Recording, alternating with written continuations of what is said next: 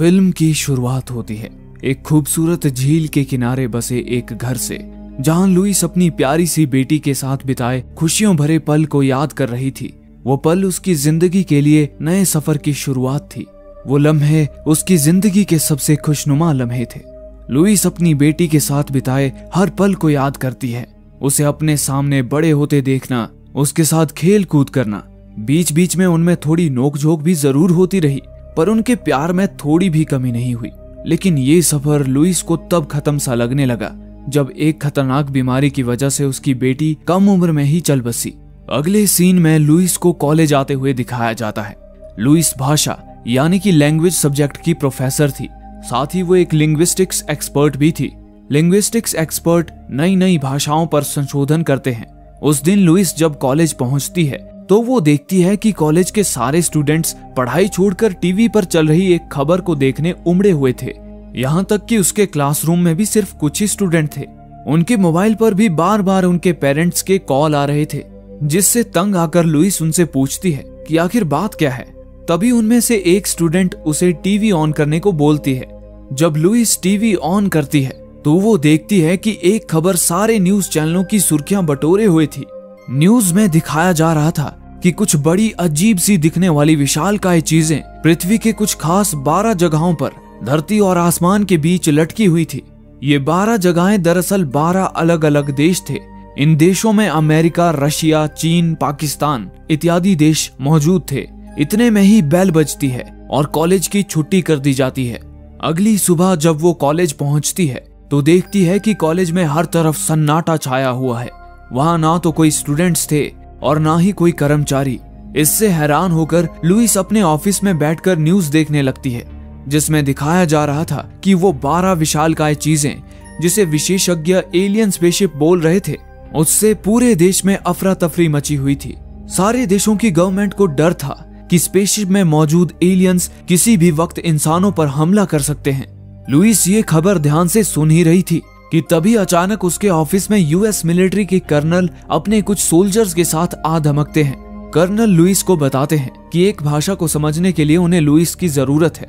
दरअसल लुइस ने 2 साल पहले भी यूएस आर्मी इंटेलिजेंस की एक फारसी भाषा के ट्रांसलेशन में मदद की थी और ये काम उसने काफी कम समय में बखूबी से निभाया था। इसलिए एक बार फिर यूएस आर्मी को ट्रांसलेशन के लिए लुइस की जरूरत थी। कर्नल लुइस को एक टॉप सीक्रेट ऑडियो रिकॉर्डिंग सुनाते हैं। वो रिकॉर्डिंग उस एलियन स्पेसशिप में इंसानों और एलियंस के बीच हुई बातचीत की रिकॉर्डिंग थी। उस रिकॉर्डिंग में एक आदमी एलियन से कुछ सवाल कर रहा था, पर जवाब में वो एलियंस एक अजीब सी आवाज निकाल रहे थे, जिसका मतलब समझ पाना लुइस के लिए भी नामुमकिन था। लुइस कर्नल से कहती है कि अगर वो उसे उन एलियंस के पास ले जाए तो वो उनके हाव भाव देखकर उनकी बोलचाल की भाषा को समझ सकती है। कर्नल मान जाते हैं और फिर उसी रात लुइस को अपने साथ हेलीकॉप्टर में बिठाकर उस जगह की ओर निकल पड़ते हैं जहां पर वो एलियन स्पेसशिप हवा में तैर रही थी। हेलीकॉप्टर में लुइस की मुलाकात इयान से होती है, जो कि एक फिजिसिस्ट था। कर्नल उन दोनों को बताते हैं कि उन्हें एलियंस से 2 महत्वपूर्ण जानकारी निकालनी है। एक, वे कहां से आए हैं, और दूसरी, उन्हें इंसानों से क्या चाहिए। इसके लिए इयान और लुइस को साथ मिलकर काम करना है ताकि वो एलियंस को अपने सवाल समझा सके और उनके जवाबों को भी समझ सके। वो लोग बातें करते हुए कुछ ही देर में अपनी मंजिल पर पहुंच जाते हैं। वहां लुइस की नजर उस एलियन स्पेसशिप पर पड़ती है, जिसे देखकर उसकी आंखें फटी की फटी रह जाती हैं। अंडे के आकार की वो स्पेसशिप इतनी विशाल थी कि सेना के बड़े बड़े हेलीकॉप्टर भी उसके आगे एक तिनके के समान लग रहे थे। उस स्पेसशिप के करीब ही सेना ने अपना कैंप लगाया हुआ था, जहां आम नागरिकों का आना सख्त मना था। इयान और लुइस हेलीकॉप्टर से उतरकर कैंप की तरफ बढ़ते हैं। कैंप के अंदर जाते ही सोल्जर्स उनके सेलफोन्स जब्त कर लेते हैं ताकि वो बाहर किसी से संपर्क न कर सके। उसके बाद उन दोनों को मेडिकल रूम में ले जाया जाता है, जहां उन पर कुछ मेडिकल टेस्ट किए जाते हैं। साथ ही उन्हें कुछ दवाइयां भी दी जाती हैं, जिससे उन्हें एलियन स्पेसशिप में जाकर कोई इन्फेक्शन ना हो। ये सारे मेडिकल टेस्ट करवाने के बाद वो लोग इंटेलिजेंस रूम में पहुंचते हैं, जहां पर उन 12 देशों के मिलिट्री वैज्ञानिक आपस में जुड़े हुए थे, जिनके देशों में वो एलियन स्पेसशिप मौजूद थी। एलियंस के धरती पर आने का मकसद पता लगाने के लिए वो सभी एक दूसरे के साथ मिलकर काम कर रहे थे। कर्नल सभी से उनका परिचय करवा ही रहे थे कि इतने में ही सायरन की आवाज आने लगती है, जिसका मतलब था कि उस स्पेसशिप का दरवाजा खुल चुका है। उस स्पेसशिप का दरवाजा हर 18 घंटे में एक बार सिर्फ 2 घंटे के लिए ही खुलता था। कर्नल लुइस और इयान को उस स्पेसशिप में ले जाने के लिए तैयार थे। लुइस और इयान को एक खास तरह का सूट भी दिया गया था, जिससे अगर उस स्पेसशिप के अंदर किसी तरह का रेडिएशन हुआ तो वो लोग उससे बच सकते थे। वो सभी अपने इक्विपमेंट्स लेकर स्पेसशिप की तरफ रवाना हो जाते हैं। वहां पहुंचकर वो देखते हैं कि स्पेसशिप के निचले हिस्से में एक छोटा सा दरवाजा खुला हुआ था। वो लोग एक लिफ्ट के जरिए उस दरवाजे से स्पेसशिप के अंदर प्रवेश करते हैं। उनके कई फीट ऊपर एक दूसरा दरवाजा था, जिससे चकाचौंध रोशनी बाहर निकल रही थी, लेकिन वहां तक पहुंचने के लिए न तो कोई सीढ़ी थी और न ही कोई लिफ्ट। तभी एक वैज्ञानिक ग्लो स्टिक जलाता है और उसे ऊपर की तरफ फेंकता है, लेकिन वो ग्लो स्टिक वापस नीचे गिरने के बजाय स्पेसशिप की दीवारों से जा चिपकती है। इसके बाद वे वैज्ञानिक भी कूदकर स्पेसशिप की दीवारों पर खड़े हो जाते हैं। उस स्पेसशिप में ग्रेविटी बड़ी अजीब तरीके से काम करती थी। उसके अंदर जाते ही वो लोग परपेंडिकुलर डायरेक्शन में खड़े हो सकते थे। ये कुछ ऐसा था जैसे कोई इंसान आसमान की तरफ चलकर जा सकता हो।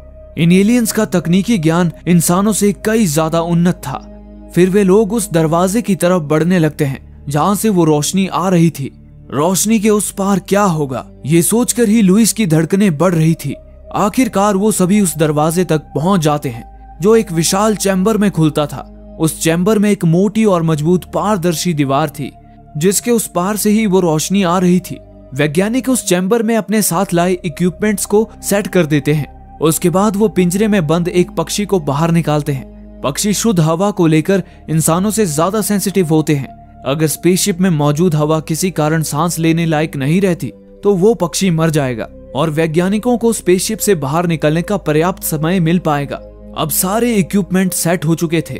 अब इंतजार था तो बस उन एलियंस के आने का। लुइस सहमी हुई बस उस पारदर्शी दीवार की तरफ देखे जा रही थी। डर के कारण लुइस की धड़कनें भी तेज हो चुकी थी। तभी अचानक उस पारदर्शी दीवार के पीछे कोहरा छाने लगता है और उस कोहरे के पीछे से प्रकट होते हैं ऑक्टोपस के आकार के 2 विशालकाय एलियंस, जो कुछ अजीब सी गड़गड़ाहट भरी आवाजें निकाल रहे थे। कर्नल लुइस को उसका काम शुरू करने के लिए कहता है। लुइस डर से थर-थर कांपती हुई उस पारदर्शी दीवार की तरफ बढ़ने लगती है और यहीं पर सीन कट होता है। अगले सीन में हम देखते हैं कि सभी लोग स्पेसशिप से वापस लौट आए हैं। लुइस और इयान इस रोमांच भरे अनुभव से उबर नहीं पा रहे थे। इयान तो बहुत ज्यादा उत्तेजना के कारण उल्टी ही कर देता है। स्पेसशिप में वापस जाने के लिए 18 घंटों का समय था। कर्नल लुइस से इन 18 घंटों में एलियंस के साथ हुए इंटरेक्शन से कुछ काम की जानकारी निकालने के लिए कहते हैं, जिसके लिए लुइस एलियंस की आवाजों की रिकॉर्डिंग सुनने लगती है। लेकिन वो आवाजें सुनने के बाद भी उसे कुछ भी समझ नहीं आता। उधर दूसरी तरफ आम नागरिकों में इंटरनेट और न्यूज चैनलों के जरिए ये अफवाह फैल चुकी थी कि एलियंस धरती को खत्म करने के मकसद से यहाँ आए हैं, जिससे डरकर कुछ अंधविश्वासी लोगों के ग्रुप्स ने खुदकुशी कर ली थी। इतना ही नहीं, देश भर में हिंसा और लूटपाट जैसे संगीन अपराध भी होने लगे थे, जिसे रोकने के लिए गवर्नमेंट ने देश भर में कर्फ्यू लागू कर दिया था। इस घटना से मिलिट्री कैंप में भी चिंता का माहौल बन आया था। 18 घंटे पूरे होते ही स्पेसशिप के दरवाजे खुलने का सायरन बज उठता है, जिसे सुनकर सभी वैज्ञानिक अंदर जाने के लिए जल्दी से अपना सूट पहनने लगते हैं। पर वहां बैठी लुइस बेचैन होती है, क्योंकि उसे अब तक एलियंस की भाषा समझने का कोई तरीका नहीं सूझ रहा था। तभी ऐन मौके पर उसे वहां लटका एक व्हाइट बोर्ड दिख जाता है, जिस पर कोई सूचना लिखी हुई थी। उसे देखकर लुइस को लिखित भाषा के जरिए एलियन से बातचीत करने का आइडिया आता है। वो कर्नल से कहती है कि एलियन की बात समझ पाना उसके लिए नामुमकिन है। हालांकि उसे यकीन है कि हर सभ्यता की तरह एलियन सभ्यता की भी कोई रिटन लैंग्वेज यानी कि लिखित भाषा होगी। इसीलिए वो व्हाइट बोर्ड पर एलियंस को अपनी भाषा में कुछ लिखकर दिखाएगी और उनकी भी लिखित भाषा जानने की कोशिश करेगी। ये सुनकर कर्नल बेझिझक लुइस को ये तरीका आजमाने की इजाजत दे देते हैं। फिर स्पेसशिप के अंदर जाकर लुइस अपने व्हाइट बोर्ड पर ह्यूमन लिखकर एलियंस को बताती है कि वे सभी लोग ह्यूमंस हैं। लुइस को पूरा यकीन था कि इस तरीके से एलियंस भी उन्हें अपना परिचय जरूर देंगे, लेकिन एलियंस तो उन्हें कोई जवाब दिए बगैर ही वहां से चले जाते हैं। ये देखकर सभी को बड़ी निराशा होती है। लेकिन तभी वहां वो एलियन फिर से प्रकट होते हैं। उनमें से एक एलियन अपने पैर से एक प्रकार का स्याही नुमा पदार्थ छोड़ता है, जिससे उस पारदर्शी दीवार पर एक सर्कुलर सिंबल बन जाता है। ये सिंबल शायद एलियंस के भाषा में लिखा गया कोई वर्ड या कोई सेंटेंस था। इसके बाद एलियंस एक के बाद एक सर्कुलर सिंबल्स बनाकर इंसानों को ये दिखाते हैं कि उनकी भी एक लिखित भाषा है, जिसे देखकर लुइस और इयान के अंदर एलियन से बातचीत कर पाने की एक नई उम्मीद जाग उठती है। इसी के साथ वे सभी लोग वापस कैंप लौट आते हैं। कैंप आकर लुइस और इयान एलियन से प्राप्त हुए सिंबल्स के जरिए उनकी भाषा समझने का प्रयास करने लगते हैं। वहीं पर चीन जैसे कुछ देश एलियंस पर भरोसा करने से कतरा रहे थे। चीन ने अपनी सेना स्पेसशिप के आसपास तैनात कर दी थी और वो अपने साथी देशों को भी ऐसा करने के लिए उकसा रहे थे। इस बात ने कर्नल और बाकी अमेरिकन अधिकारियों की चिंता बढ़ा दी थी। अगली मीटिंग में लुइस अपनी रणनीति के अनुसार एलियंस को अपना नाम लिखकर दिखाती है, लेकिन जल्द ही वो समझ जाती है कि इससे एलियंस कंफ्यूज हो रहे हैं, क्योंकि उसने पिछली बार खुद को ह्यूमंस कहकर इंट्रोड्यूस किया था और इस बार वो खुद को लुइस कहकर इंट्रोड्यूस करवा रही है। उनके इस कंफ्यूजन को दूर करने के लिए लुइस एक खतरनाक कदम उठाती है। वो अपना सूट उतारने लगती है ताकि वो एलियंस को अपनी एक अलग पहचान बता सके। लुइस को ऐसा करते देखकर बाकी लोग घबरा जाते हैं और उसे रोकने की कोशिश करते हैं, लेकिन लुइस नहीं रुकती और वो अपना सूट उतारकर दीवार के करीब चली जाती है। उसके बाद लुइस अपना नाम एलियंस को दिखाकर उन्हें अपनी पहचान बताती है। उसे देखकर एलियन एक नया चिन्ह बनाता है। शायद वो एलियन भी लुइस को अपनी पहचान बता रहा था। ये देखकर लुइस बहुत खुश हो जाती है। फिर लुइस का ये साहस देखकर इयान भी दीवार के पास आ जाता है और अपना सूट उतारकर वो भी एलियंस को अपना नाम बताता है, जिसके जवाब में वे दोनों एलियन एक के बाद एक अपनी भाषा में अपना नाम लिखते हैं। हालांकि उनकी भाषा का उच्चारण करना लुइस और इयान के लिए नामुमकिन था, इसलिए वो अपनी ही भाषा में उन एलियंस के नाम एबर्ट और कॉस्टेलो रख देते हैं। उसके बाद वे लोग जब कैंप में लौट रहे होते हैं, तभी अचानक लुइस को अपनी बेटी की याद आ जाती है और वो थोड़ी बेचैन हो उठती है, पर वो किसी तरह खुद को संभालती हुई कैंप के अंदर चली जाती है। कैंप में उसके कुछ मेडिकल टेस्ट किए जाते हैं, क्योंकि उसने स्पेसशिप के अंदर अपना सूट उतार दिया था। हालांकि सारे टेस्ट करने के बाद डॉक्टर्स को इस बात का यकीन हो जाता है कि वो स्पेसशिप इंसानों के लिए बिल्कुल सुरक्षित है। उसके थोड़ी देर बाद जब लुइस उन एलियंस के सिंबल्स को समझने की कोशिश कर रही होती है, तभी एक बार फिर लुइस अपनी यादों में अपनी बेटी को देखती है, जो खेल खेल में ही उन एलियंस के चिन्हों को दर्शा रही थी। हालांकि इस बार लुइस उन यादों पर ज्यादा ध्यान नहीं देती और दोबारा अपने काम पर लग जाती है। महीनों के प्रयास के बाद लुइस और इयान ने मिलकर कुछ बेसिक वर्ड्स को एलियंस की भाषा में ट्रांसलेट करने में सफलता हासिल कर ली थी, जिसमें खाना पीना चलना इत्यादि वर्ड्स मौजूद थे। लेकिन इसी बीच लुइस की एलियंस की भाषा पर की गई एक चौंका देने वाली खोज ने उनके काम को और ज्यादा मुश्किल बना दिया था। लुइस के मुताबिक एलियंस की लिखावट इंसानों से कहीं ज्यादा कॉम्प्लेक्स थी। इंसान जब कोई सेंटेंस लिखते हैं, तब वे सेंटेंस के पहले शब्द से आखिरी शब्द की ओर एक के बाद एक शब्द लिखते जाते हैं, लेकिन एलियन जब कोई सेंटेंस लिखते हैं, तब वे सारे शब्द एक साथ ही लिखते हैं, वो भी सर्कुलर शेप में। इस तरह की लिखावट में मुश्किल ये है कि इस तरह की सेंटेंस लिखने के लिए आपको पहले से ये पता होना चाहिए कि सेंटेंस में एग्जैक्टली कितने शब्द इस्तेमाल करने हैं और किस शब्द को कितनी स्पेस देनी होगी। नहीं तो सेंटेंस पूरा करने के लिए या तो जगह कम पड़ जाएगी या बीच में काफी जगह बच जाएगी। एलियंस इस तरह के कॉम्प्लेक्स सेंटेंसेस मात्र 2 सेकंड में ही लिख देते थे। वहीं पर लुइस और उसकी टीम को इस तरह के सिंपल सेंटेंसेस बनाने में महीनों लग जाते थे। इस वजह से लुइस को एलियंस के धरती पर आने का मकसद क्या है, ये सवाल एलियन के भाषा में पूछने के लिए अभी 1 महीने का समय और लगने वाला था। पर तब तक देश भर में दंगे फसाद होने लगे थे, क्योंकि एलियन का एक फोटो इंटरनेट पर वायरल हो गया था, जिसमें एलियन के डरावने रूप को देखकर लोग खौफ में आ गए थे और गवर्नमेंट के खिलाफ मोर्चा निकालकर उन्हें इस संकट से छुटकारा दिलाने की मांग करने लगे थे। इतना ही नहीं, इंटरनेट पर लोगों के भड़काऊ भाषण सुनकर कैंप में मौजूद मिलिट्री के कुछ सैनिक भी अब अपना सब्र खोने लगे थे। हालांकि लुइस और इयान भी जल्द से जल्द एलियन के मंसूबे जानने की कोशिश कर रहे थे। एक दिन एलियन के एक सिंबल को लेकर लुइस सोच में पड़ी हुई थी। तभी अचानक उसे अपनी बेटी के साथ बिताया एक पल याद आ जाता है, जिसमें लुइस अपनी बेटी को प्लेनेट शब्द का मतलब समझा रही थी। इसके बाद एकदम से उसे उस सिंबल का मतलब समझ आ जाता है। उस सिंबल का मतलब प्लेनेट ही था। ये जानकर लुइस हक्की बक्की रह जाती है। उसे ऐसा आभास हो रहा था जैसे उसे इस सिंबल का मतलब पहले से ही पता था, लेकिन ये सब क्यों हो रहा था लुइस समझ नहीं पाती। वो इस बात से परेशान हो जाती है और थोड़ी देर के लिए खुली हवा में आ जाती है। उसके बाद तो जैसे लुइस की बेटी की दुख भरी यादें उसके दिमाग पर हावी होने लगती है। लुइस को ऐसे डिस्टर्ब्ड देखकर इयान उससे एक थ्योरी के बारे में डिस्कस करता है। उस थ्योरी का नाम था सपायर-वुर्फ हाइपोथेसिस, जिसके अनुसार हम जो भाषा बोलते हैं वो हमारे विचार और व्यवहार को भी प्रभावित करती है। उदाहरण के लिए, अगर कोई व्यक्ति अपने रोजमर्रा के जीवन में उर्दू भाषा का इस्तेमाल करता है तो उस व्यक्ति के व्यवहार में विनम्रता दिखाई देगी, क्योंकि उर्दू भाषा विनम्रता, आदर और औपचारिकताओं पे काफी जोर देती है। वहीं पर अगर कोई व्यक्ति संस्कृत भाषा का इस्तेमाल करता है तो उस व्यक्ति के विचारों में तर्क शक्ति यानी कि लॉजिक का इस्तेमाल दिखाई देगा, क्योंकि संस्कृत के कॉम्प्लेक्स ग्रामेटिकल स्ट्रक्चर को सीखने के लिए एनालिटिकल थिंकिंग की जरूरत पड़ती है, जो उस व्यक्ति के बौद्धिक विकास में मदद करती है।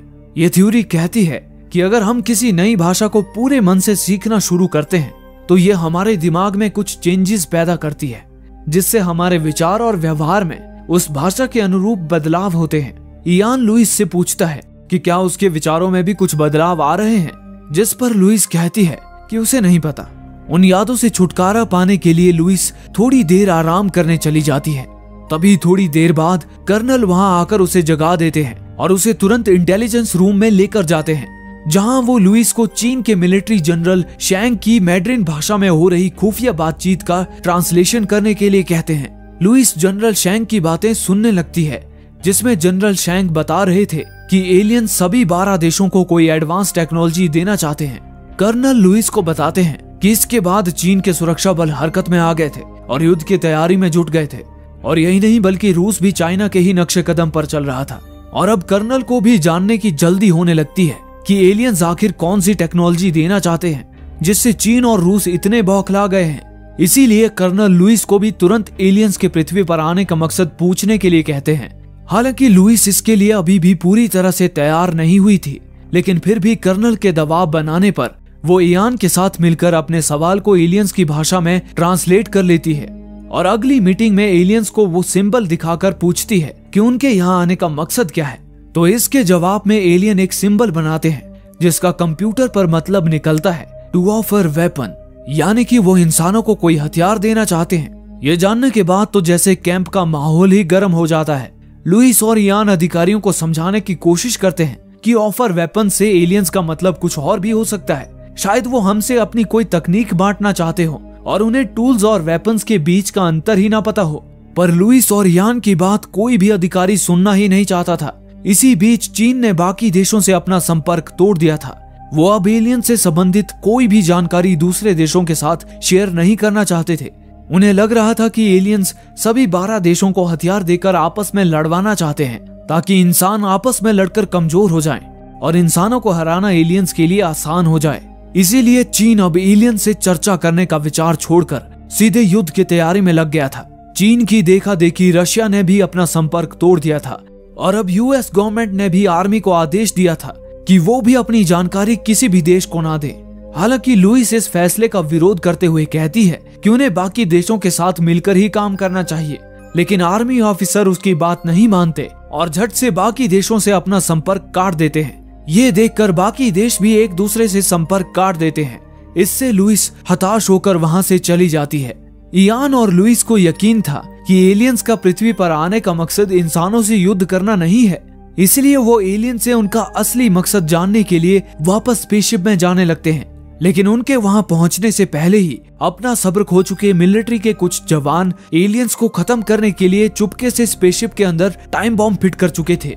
इस बात से बेखबर लुइस और इयान स्पेसशिप में चले जाते हैं।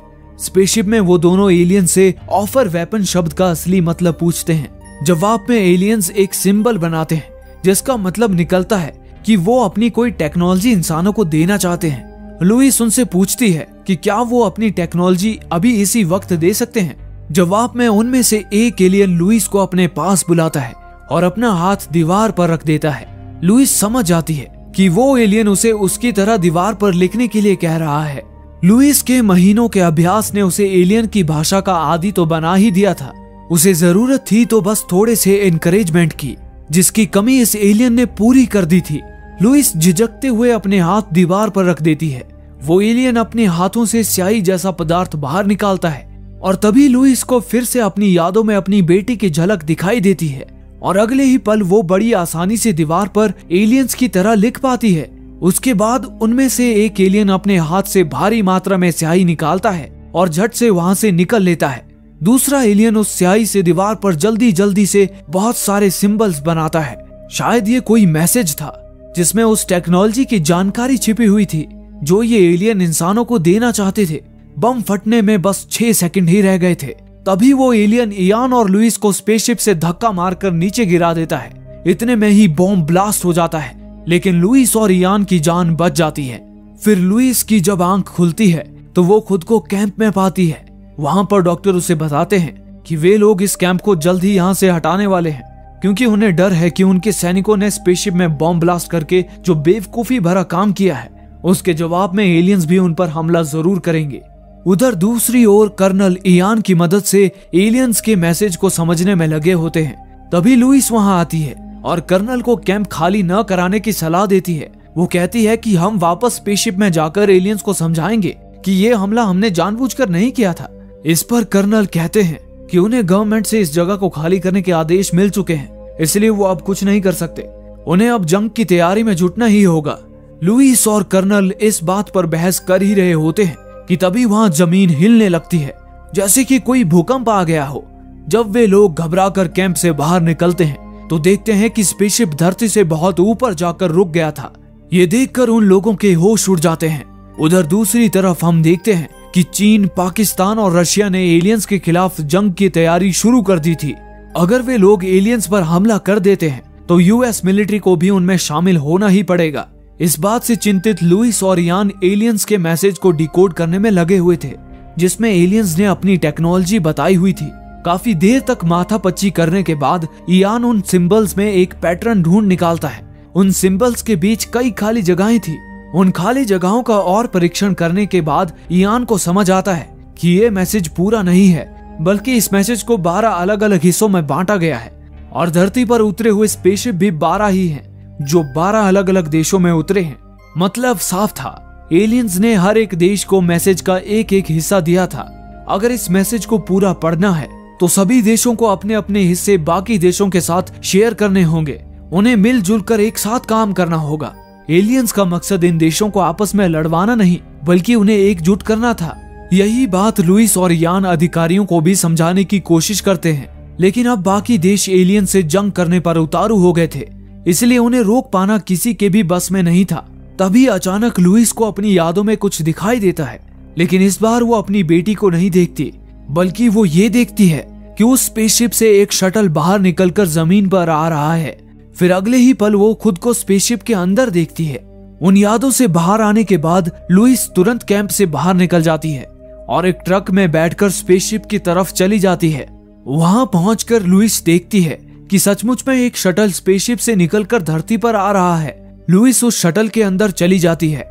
उसके बाद वो शटल लुइस को स्पेसशिप के अंदर ले जाता है। लुइस घबराई हुई इधर उधर देखने लगती है। उसे समझ नहीं आता कि एलियंस ने आखिर उसे यहाँ क्यों बुलाया है। इतने में ही एक एलियन उसके पास आता है।